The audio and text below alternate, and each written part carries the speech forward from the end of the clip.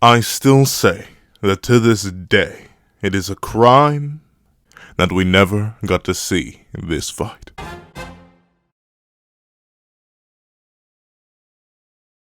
Thank you to our final patrons, Strawbones, Riddle4765, Midnight Gem Lord, Sean, and Artgoon. Now, we're having this breakdown / discussion on the greatest fight we never got. Please do me a favor and leave your own thoughts on Elizabeth vs. Meliodas in the comment section down below. Leave a like and subscribe if you haven't already. Also, hit that little notification bell so you miss out on any videos that come to the channel. Also, I do have a Patreon down below. You can support as low as $1 a month, exclusive videos, early content, and more. You also now become a member of the channel for as low as $3 a month to get the same perks and more. Now, let's hop into the discussion. What's up, guys? Look at the Punch here we are to discuss and break down the most important fight in the entire series that we just never got to see. And that is Prime Goddess Elizabeth versus Prime Assault Mode Leader of the Ten Commandments, Meliodas. So the thing is, right, the entire series, legitimately the whole gosh darn thing, cannot happen without this fight. Tristan cannot happen without this fight. The 7 Deadly Sins cannot happen without this fight. Leonis itself cannot happen without this fight. The end of the Holy War cannot happen without this fight. The start of the Holy War cannot happen without this fight. The fall of Baal cannot happen without this fight. The war against the demon cannot happen without so many things on this series are contingent. Literally, the series itself is contingent on this fight occurring. You could argue that certain characters wouldn't even get born and or created. Gother may have never needed to be made. Yeah. The puppet Gother may have not needed to be made without this fight. You know what else? What else could pop off? Bond's never getting born. Canonically, without this fight, Bond is not being born. Neither is King. Neither is Elaine. Probably Dahlia ain't born. Dabuza would be around because Dabuza was around at this time period. But certain characters just don't exist. Even characters who are very long-lived. Diane probably just doesn't get born. The entire modern cast of humans doesn't exist. Percy, Arthur, heck, maybe even, it really depends. Merlin, we wouldn't have Chaos. Chaos would not be unleashed without this fight. So many things are reliant on this fight happening, but we never get to see it. And you may be wondering, well, why? What's so important about this one fight? It can't be that important if we never got to see it. Well, here's the thing, right? Breaking it down to brass tacks, if we were to be like wholeheartedly honest with ourselves, who are the main characters of 7 Deadly Sins? Specifically 7 Deadly Sins, not for NC the Apocalypse or anything like that. Who from chapter 1 can you say are the main characters, the MCs? Meliodas and Elizabeth. Do you know why their entire story happens as it is? Why they are fated to meet and fall together once again and again and again and again? Because of their first fight. If they had never met and never fought, this never would have happened.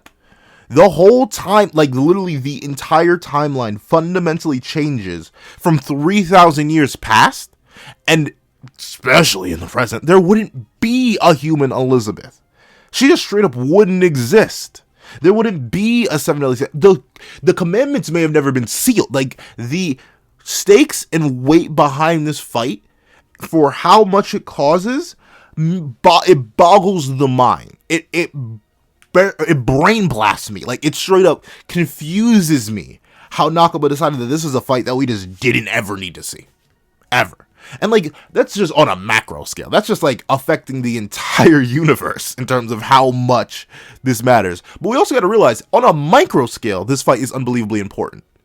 Because, you know, the main love relationship of the series that resulted in Tristan, one of our new MCs, it only happened because of this fight.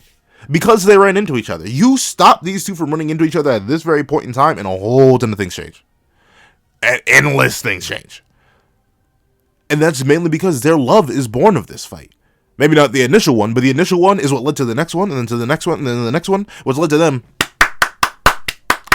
3,000 years later. I don't think, like, we don't have a Tristan of 3,000 years past. I don't think it was a baby Nephilim beforehand. So, literally, it took a while. It took a hot minute.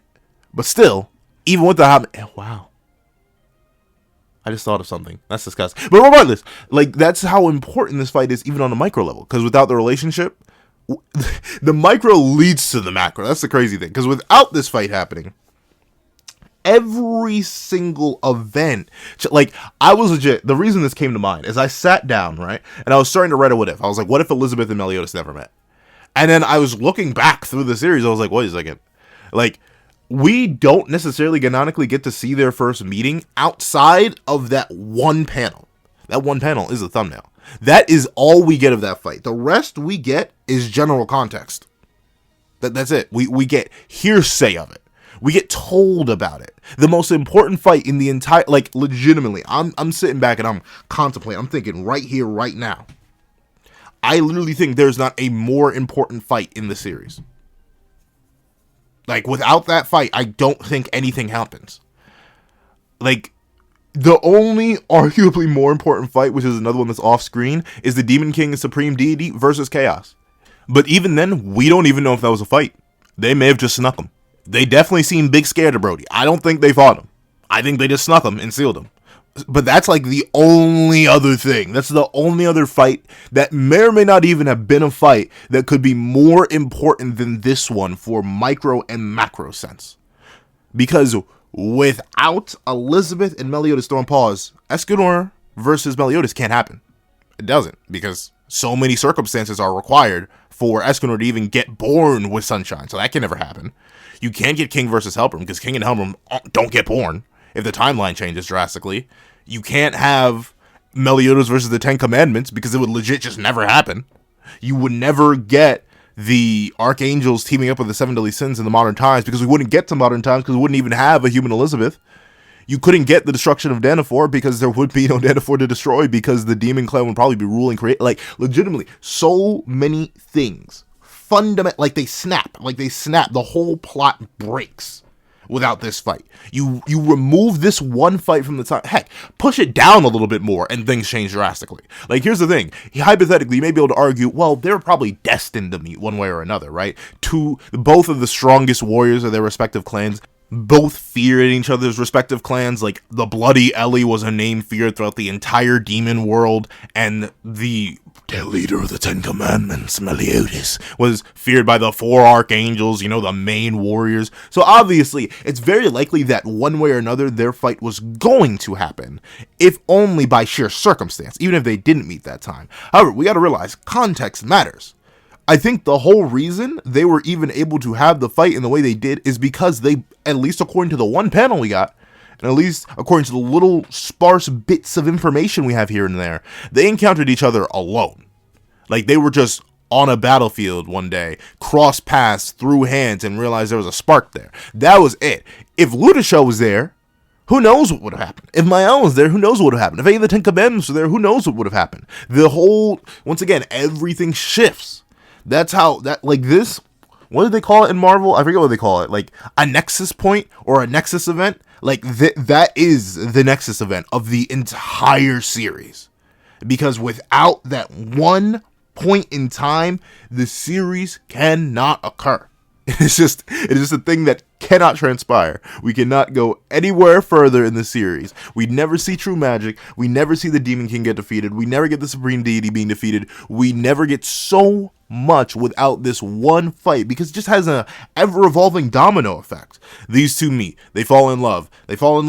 That gets the Supreme Deity and Demon King angry. They fall in love. Meliodas betrays the Demon Clan. They fall in love. Munsby and Darieri come in. They anger the gods just enough that they decide to curse their kids forever. Meliodas builds the plan of making the Seven Deadly Sins with Merlin. He falls in love. Merlin, now looking at it, realizes he can never get Meliodas because he's so focused on Elizabeth, and thusly decides to change her goals to focus on releasing Chaos. We get released Chaos, a whole ton of bad stuff happens. Legitimately, all of Fortnite just can't happen. We can't get a sequel series. That's the thing, we can't get original series. Ironically enough, you would, hypothetically, the main reason I had such a hard time rewriting it, sat down and was really like, I don't exactly know how I can do this. It'd be like a one-parter. Because I just assume the Goddess Clan would lose. Legit, if all the demons suddenly just showed up on their front door one day and Meliodas and Elizabeth had no prior connection, it would be a GG. It would just be a GG. And maybe wrong of me to assume, I may need to think about that a bit more, but without those two meeting, and without Meliodas not betraying the Demon Clan, it gets tragic, pneumatic. Like, legitimately, it's disgusting how badly things go. And the thing is, if you remove that nexus point, there is no series to talk about. Like, there is we can't get, like, I'm doing a what if that's pretty annoyingly complicated for something that happened. And I changed a major thing there too, but I kept this nexus point. I kept it because I couldn't write the what if without that nexus point. And even then, I still had stuff to work with. But the nexus point that I changed happened very early on in the series. It's still in the 3,000 year past. I want y'all to take guesses about what that what if is about. It's 3 parts already recorded. I'm going to try and record the rest later today. So we'll see how much I can get of that done today. But regardless, that's how important this fight is. But I spent the first chunk of this kind of just talking about how important the fight is and like just showing you how like massive the ramifications are. So I guess my next major question is, why didn't Nakaba show us it? Like, I'm not gonna lie, I would sacrifice a couple fights to see this battle. Like, I'm trying to think on the top of my head. You can chunk out, like, all the Vizel Fighting Festival. Just skip straight to Escanor, Body Bag, and Drone Gluxinia. I do not need to see it. If I can get this fight, I want to see it. It is the fight between, not the strongest, but some of the top tiers in the verse before the arrival of Prime Demon King Meliodas. Just scaling-wise, that's how powerful they were. They were some of the most powerful beings in existence at the time, only surpassed by the deities. That's how powerful Meliodas and Elizabeth were. This fight would have been legendary. It would have been think of, let's say, we didn't actually get many fights between a goddess and demon. Think of Zeldris versus Ludishel on, I'm not sure if I can say it, but think of Meliodas, no, not Meliodas. Think of Zeldris versus Ludishel on, like, 11. Like, straight up, turn it up 25 notches. And that's probably what this fight would be. It would be 2 of the fastest and strongest creatures with 2 of the most amazing attack styles and patterns, throwing everything that they have at each other.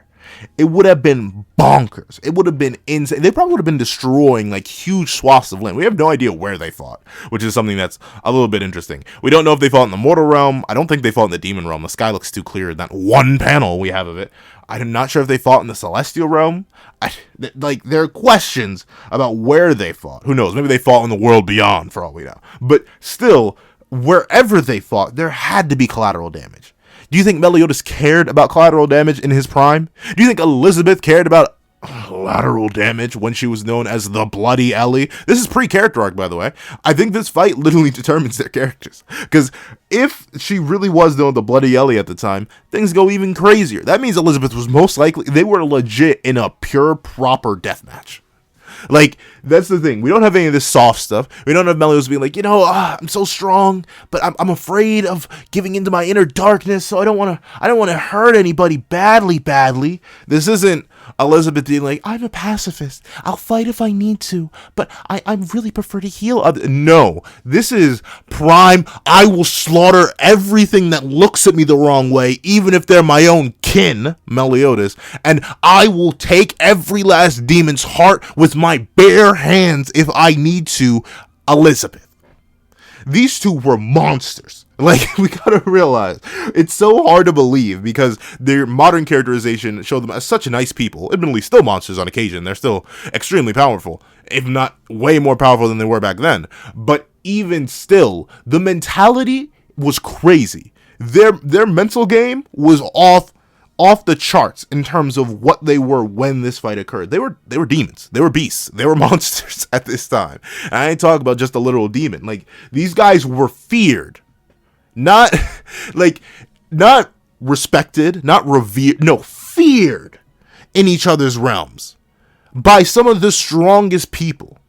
How do you have the entire elite squad of the Goddess Clan shaken in their boots by you just existing?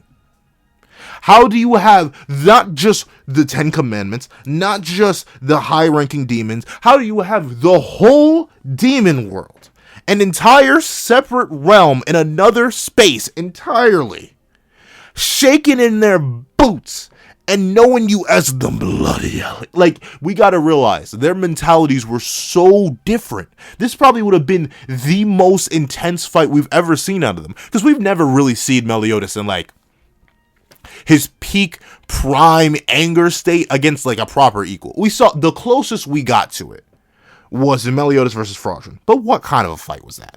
Like, realistically, sit down and think about it. How relative was Fraudulent to Meliodas in that fight? How close of a battle was that? A base clone of Meliodas was giving Fraudulent the work. He was giving Fraudulent the pause. And even then, he barely had any personality. Let's be real. We know we never got to see Meliodas actually sit down and be demonic. Even in the fight with Escanor, when he got revived to his assault mode self and when he was back in his early Leader of the Ten Commandments days, bro was playing around. He was goofing off. He was having a jolly good time, laughing in Escanor's face as he put his foot on his head. Tell me Escanor was relative. I want you to. You can't. And Elizabeth, we just never see it. It's to the point where her kid is asking other demons about her past because Elizabeth has been such a nice person for the past 100 or something incarnations. She just isn't the same person that she was. The title of the Bloody Ellie. And like the thing is, you could argue, oh, well, we kind of see what she could have been like in the fight with the Demon King. But even then, she was suppressed. Or at least she wasn't fighting with like proper, like, I'm going to slaughter you intent. Because she knew Meliodas wanted to save Zeldris. It's the same reason Meliodas was suppressed in that fight. Base Meliodas was mentally nerfed in that fight because he was trying to save Zell. And even then, they were still dookie all over the Demon King.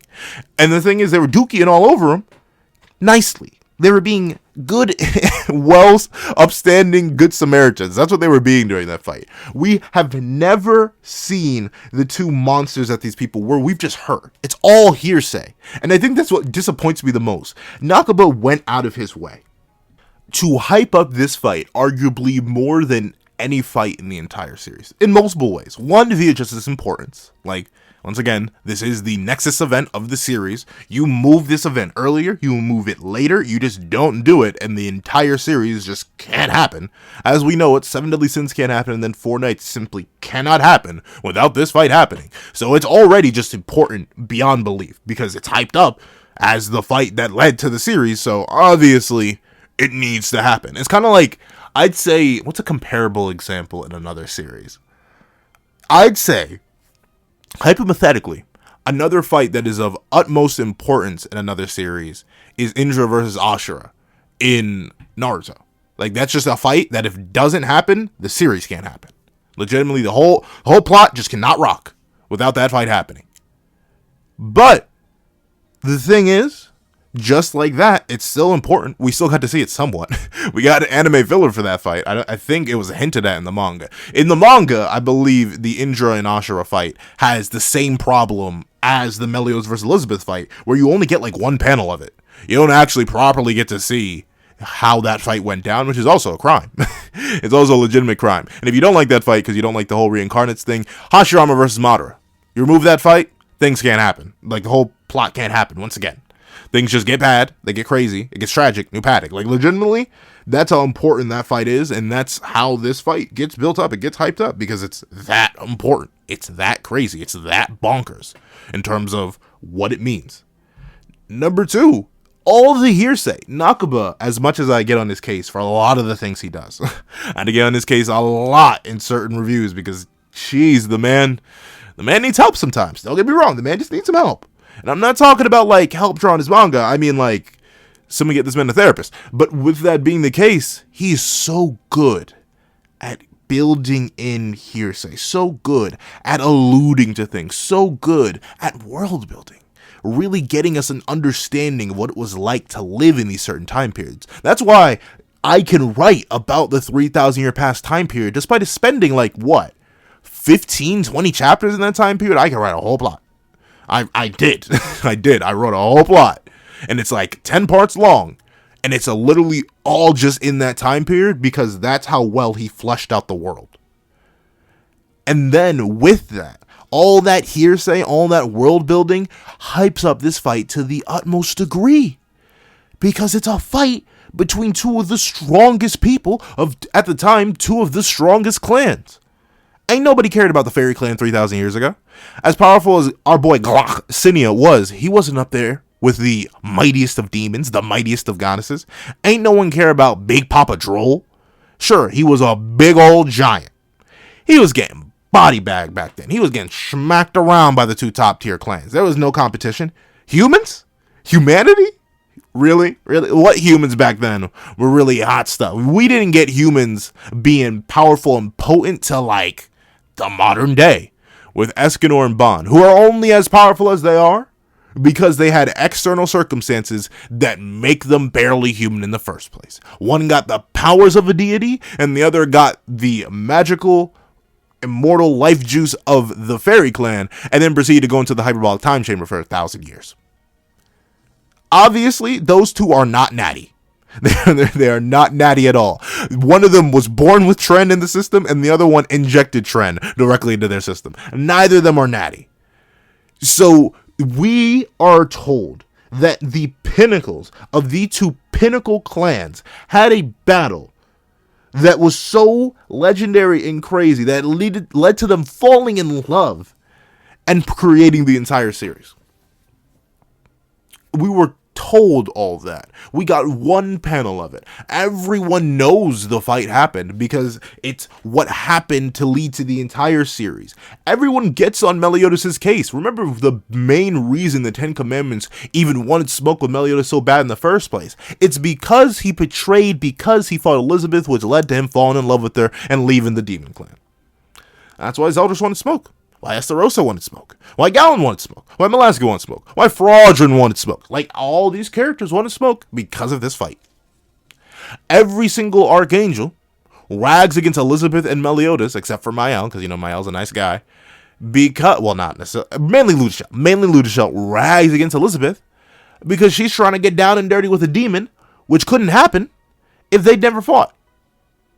All these characters have so many motivations, all built around the Nexus event that is this fight. The Supreme Deity and Demon King would have never died. They would have never perished if not for this fight. Because without them doing that fight, and then doing each other, and then doing each other so broadly and in public, that the gods, their mom and pops, finally took notice, and then decided to shut them down for a period of 3,000 years, plus however many times Meliodas was locked away in purgatory, getting his emotions slurped up. In reality, and in the real case, they would have never perished. Chaos would have never been. The whole paradigm of this series changes. You can keep nothing of the original series without this fight, but Nakaba never gave it to us. It could have arguably been maybe not even arguably. I think legitimately, just going off pure hypotheticals, I'm not sure how Nakaba would draw it, I'm not sure how he would write it, I'm not sure how he would write the characters, but based on all the context that we have surrounding this fight, and all the lasting ramifications it has, and how much it was built up, despite never happening, I think this would have been the best fight in the series. Better than Meliodas versus Escanor, better than the Seven Deadly Sins versus the Demon King, better than the Seven Deadly Sins versus Kath, better than any of the fights in Season 1, better than any of the fights against the Commandments, better than any fight between any of the sins. Legitimately, I think it would have been the best, because it would have been two characters at the prime of not only their physical power and their magical power, but also the pinnacle of their brutality, the pinnacle of their savagery. The most monstrous we could have ever seen. Our two main characters, two of our strongest characters in the entire series. This would have been the time. This would have been what could really show us how far they've come. Because the thing is, we never, ever get to see it, and I don't think we ever will. That's the unfortunate fate of this fight. Despite how important it is, despite how cool it would be to see as just a really good manga fight from Seven Deadly Sins, which has a lot of good fights in it, despite how integral it is to the characters, despite how it is literally the Nexus event of the entire series, it doesn't matter anymore. It doesn't matter, and it never will, at least not to Nakaba. He has no reason to ever really properly draw this fight unless he somehow ties it into Tristan getting a full understanding of his history. That's it. Meliodas and Elizabeth are no longer our main characters. The entire 3,000 year past really doesn't matter to Four Knights as it did to the original series. A lot of our antagonists in the original series came from that period of 3,000 years and before. Heck, our main characters did.